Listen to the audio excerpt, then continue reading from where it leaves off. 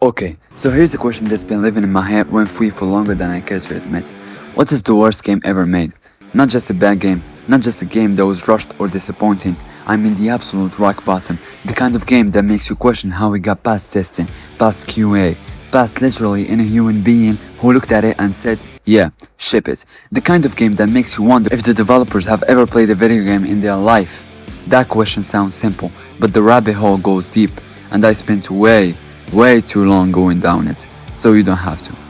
Today, we're hunting. We're going through the legends, the disasters, the shockers, and the absolute mind-melting failures. And by the end of this video, we're crowning one game the worst ever made. And if you're new here, hit subscribe real quick. I promise this channel is worth it. Let's begin with the famous bad games. Before we get to the deep end, we have to start with the classics. The games that everyone already kinda knows are bad, but when you actually go back and properly look at them, it hits different. Because these games aren't just bad in a meh way, they're bad in a way that is almost impressive.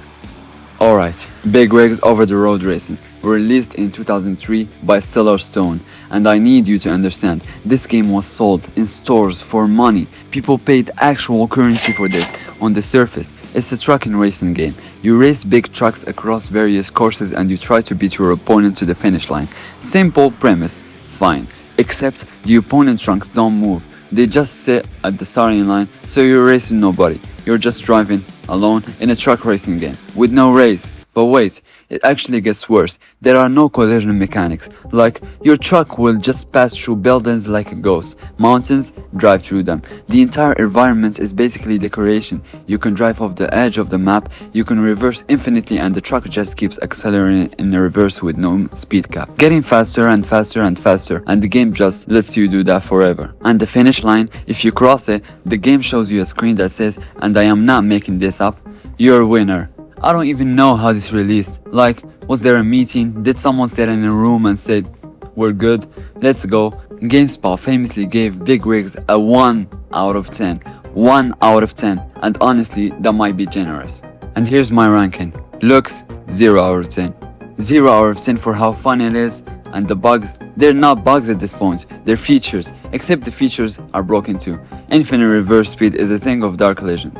Big Rigs earns a 9.5 out of 10 on the misery scale, and yet this cannot be real, but somehow it is. The year was 2003 and someone thought this was fine. What kind of challenge is that? Have you ever heard of a video game where you can't lose? How did the programmers forget to make the trucks move? Now, Superman 64. This one carries a different kind of weight because people had actual hope for it. It's Superman on the Nintendo 64. This should be incredible. And instead, what Titus Software gave us in 1999 was rings. So many rings. The entire first level, and I mean the entire first level, is just flying through rings in a foggy grey empty skybox of Metropolis. Why is everything foggy? Because the N64 couldn't render the full city, so instead of finding a creative solution, they just filled Metropolis with fog and called it a day. The controls are slippery and unresponsive, the camera is your enemy, you can fail a ring section and be forced to do it again and again and again. And here's the thing, the fog is everywhere. The whole city looks like someone left a humidifier running for 6 months inside Metropolis.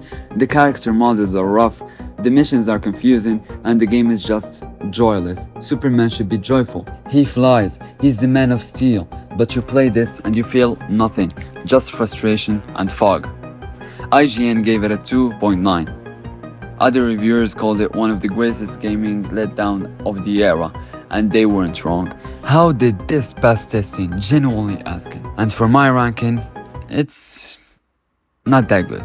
It's visually rough, but you can tell what you're looking at, mostly. Fun, close to 0. Bugs, not technically broken, but designed badly enough that it almost don't matter. This gets a solid 8 out of 10 on the misery scale. So in this hall of shame, Big Rigs takes the crown. But there's the thing, we're just getting started. Because what comes next? Oh my god, Lord have mercy. See, the games in section 1 are kind of funny. Broken and baffling, but funny.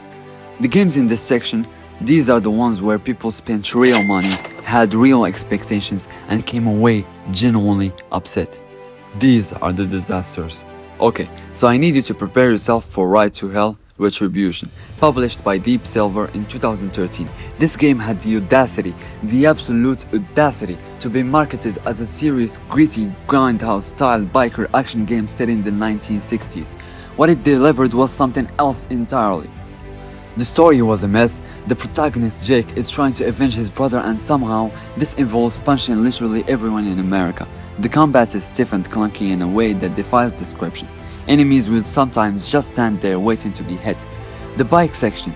This is a biker game, remember. The bike section handled like you ride in a shopping trolley through wet cement.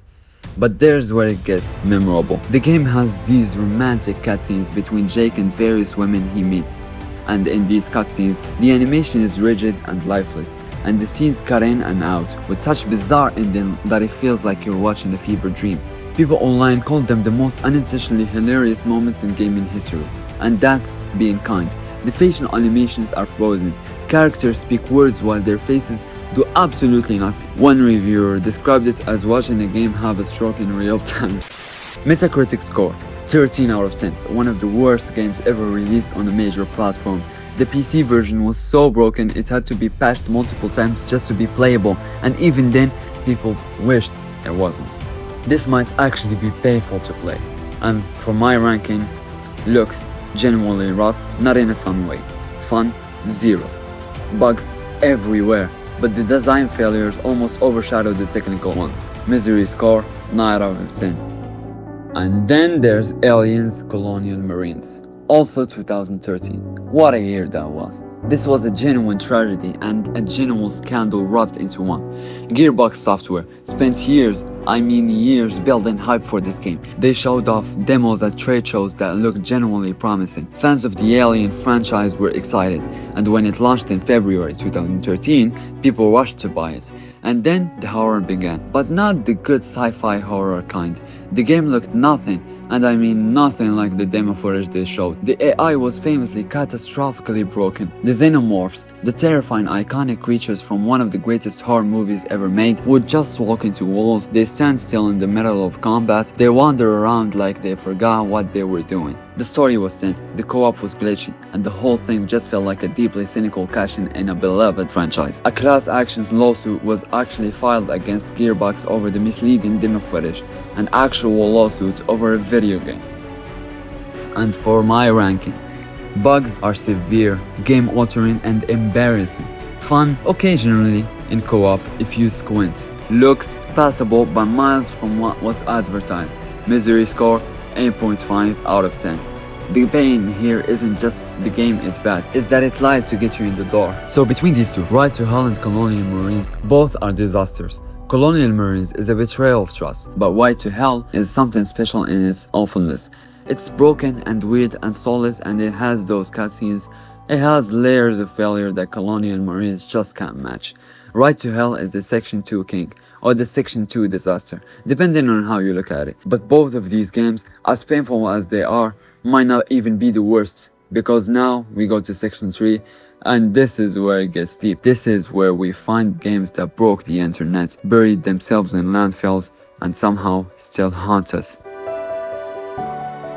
Let's go back to 1982, Atari, the ET, the Extra-Terrestrial game. If you know gaming history at all, you know this name, because this game right here is one of the most infamous things to ever happen to this industry. E.T. The movie was a phenomenon. Steven Spielberg, 1982.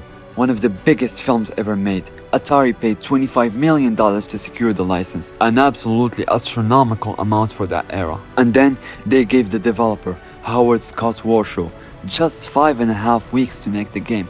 5.5 weeks for what they hoped would be the biggest game of the year.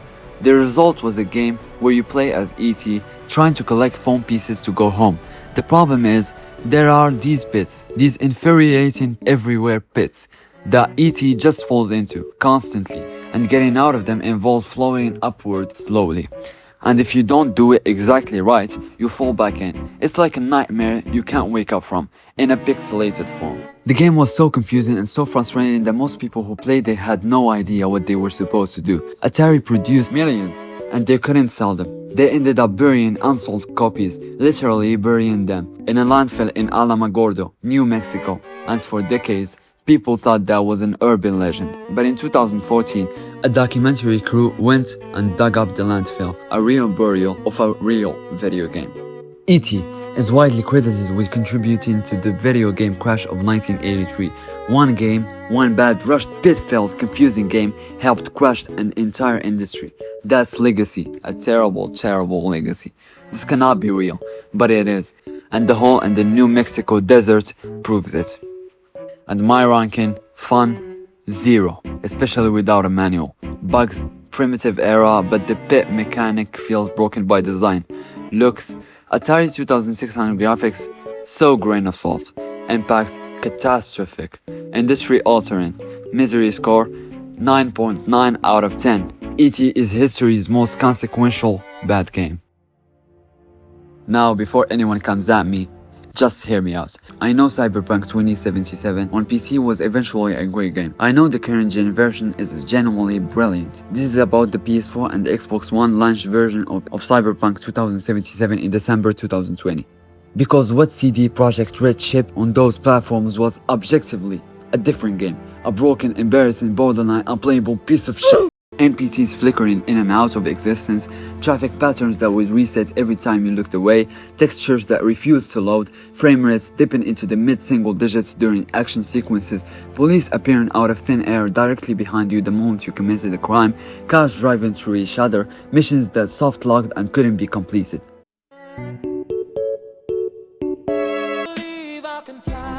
2 seconds later.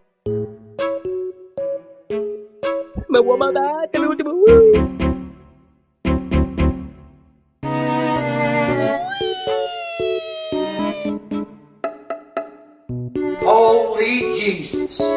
What is that? What the fuck is that?